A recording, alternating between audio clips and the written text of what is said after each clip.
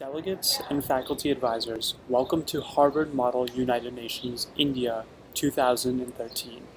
My name is Prateek Agarwal, and I will serve as your Undersecretary General for Committees. As a rising junior at Harvard, I'm concentrating in molecular and cellular biology with a secondary in economics, and this past summer, I have been conducting neuroscience research on odor information processing in mice. This is the third installment in the HMUN101 series, which will focus on parliamentary procedure. As many of you already know, Parli Pro is a dense topic with many intricacies that I will not delve into here. Those specific details can be found in the delegate preparation guide.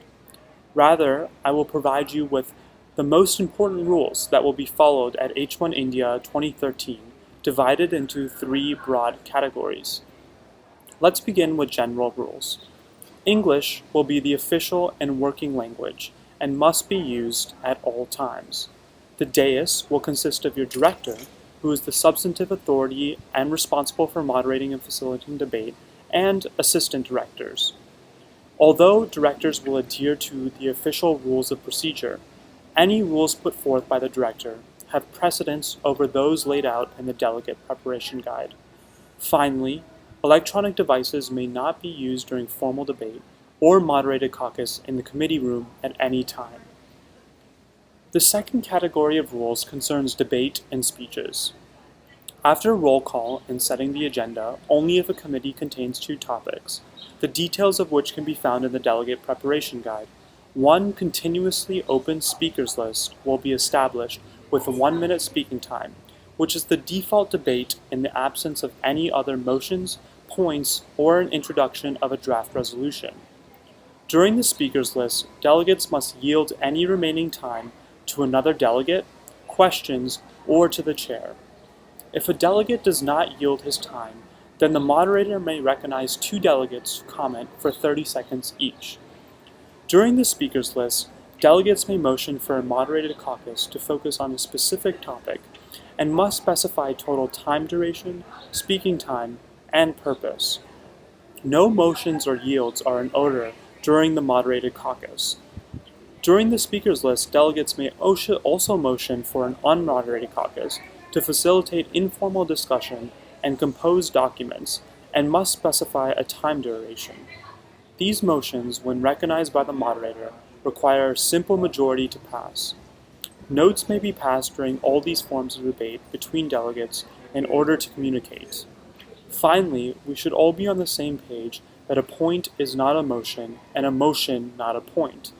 Do take the time to review the types of points and in what situations they can be used. The last category of rules revolves around resolutions and voting on resolutions. Working papers are simply a collection of ideas presented to the committee regarding any aspect of the topic area on the floor, and do not require director approval, signatories, a motion, or a specific format to be introduced. A draft resolution, however, is a formal document meant to address every aspect of the topic area being debated. It consists of a specific format and a certain number of signatories as detailed in the delegate preparation guide, and must be approved by the director prior to introduction, and also requires a motion to be introduced. Delegates should be aware that they can only refer to a draft resolution by name after it has been formally introduced, and that only one draft resolution can pass per topic area. If there is one single rule you should remember, it is that only a single draft resolution can pass per topic area. Amendments change only the operative clauses of draft resolutions and require a certain number of signatories, as also detailed in the delegate preparation guide, must be approved by the director prior to introduction, and require a motion to be introduced. More details on subsequent debate and voting on amendments can be found in the delegate preparation guide. In order to move into voting on a draft resolution, a motion to close debate on that topic area is required, and passage of this motion requires a 2/3 majority. During voting procedure, delegates may move to divide the question, reorder draft resolutions, or motion for a roll call vote, all of which can be read about extensively in the delegate preparation guide. As voting on amendments and draft resolutions are considered substantive, each vote may be a yes, a no, or an abstain, and they require a simple majority to pass unless otherwise stated by the director or in his or her background guide. Draft resolutions are voted on in the order in which they are introduced, unless otherwise reordered. So remember that the first draft resolution to pass is the one that is adopted as an official resolution. Well, that's it. I have given you most of what you need to know about Parli Pro, from setting the agenda to until an official resolution is adopted on a topic area. And while much of this video may have gone over your head, I strongly encourage you to watch it again and follow along in the delegate preparation guide. Trust me, you'll thank yourself during the first committee session of conference.